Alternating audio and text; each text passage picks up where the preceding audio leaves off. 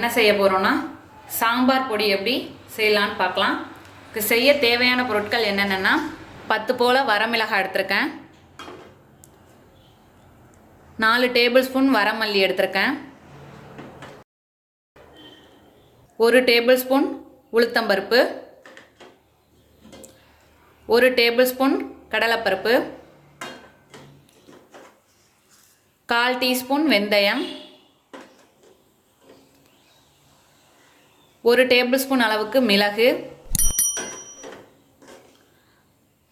1 table spoon அளவுக்கு ஜீரகம். அவ்வளோதான். இப்போ செய்ய ஸ்டார்ட் பண்ணுவோம். இப்போ ஸ்டவ்வை ஆன் பண்ணி ஒரு கடாய் வச்சுக்கிட்டேன். கடாய் ஹீட் ஆகிடுச்சு. கடாய் நல்லா ஹீட் ஆகிடுச்சு. இப்போ மீடியம் ஃப்ளேம்லேயே வச்சுக்கோங்க. ஆயில் எதுவும் சேர்த்துக்காதீங்க, ட்ரையாக வறுத்துக்கிறோம். இப்போ வரமிளகாய் சேர்த்துக்கிறேன்.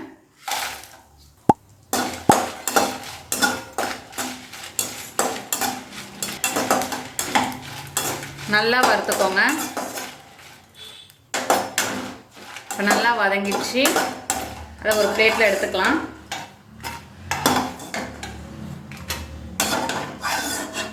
அதே கடாயை எடுத்துக்கோங்க. இப்போ வரமல்லி சேர்த்துக்க போகிறோம்.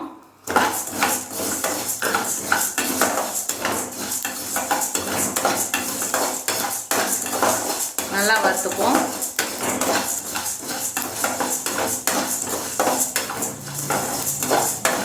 இப்போ பாருங்கள், நல்லா வறுத்தாச்சு. இதையும் பிளேட்டில் ட்ரான்ஸ்ஃபர் பண்ணிக்கலாம். இப்போது உளுத்தம்பருப்பு,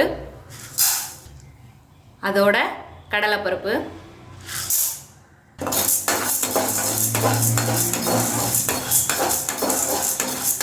பொன்னிறம் ஆகிற வரைக்கும் நல்லா வறுத்துக்கோங்க.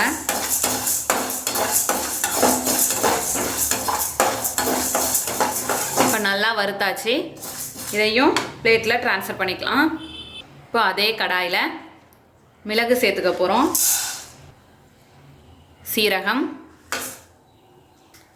வெந்தயம்.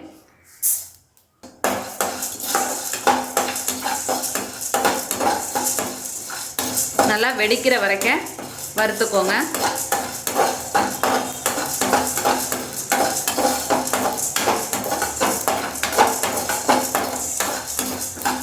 வெந்தயம் கம்மியாகவே சேர்த்துக்கலாம், இல்லைன்னா கசப்பு இறங்கிடும்.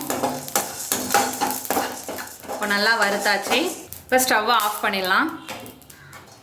இதையும் பிளேட்டில் ட்ரான்ஸ்ஃபர் பண்ணிக்கலாம். அவ்வளோதான், நம்ம எல்லாத்தையும் வறுத்து எடுத்தாச்சு. இதை ஆறினோன்னே மிக்ஸி ஜாரில் போட்டு அரைச்சி எடுத்துகிட்டு வரலாம். இப்போது இந்த அளவுக்கு அரைச்சி எடுத்துகிட்டு வந்தாச்சு. இந்த ஸ்டேஜில் பெருங்காயத்தூள் சேர்த்துக்க போகிறோம். கொஞ்சமாக சேர்த்துட்டு அதையும் சேர்த்து அரைச்சி எடுத்துகிட்டு வந்துடலாம். அவ்வளோதான், நம்மளோட அருமையான அற்புதமான சாம்பார் பொடி தயாராகிடுச்சு. இதே போல் நீங்களும் செஞ்சு பார்த்துட்டு எப்படி வந்துச்சுன்னு கமெண்ட்டில் சொல்லுங்கள். தேங்க்யூ.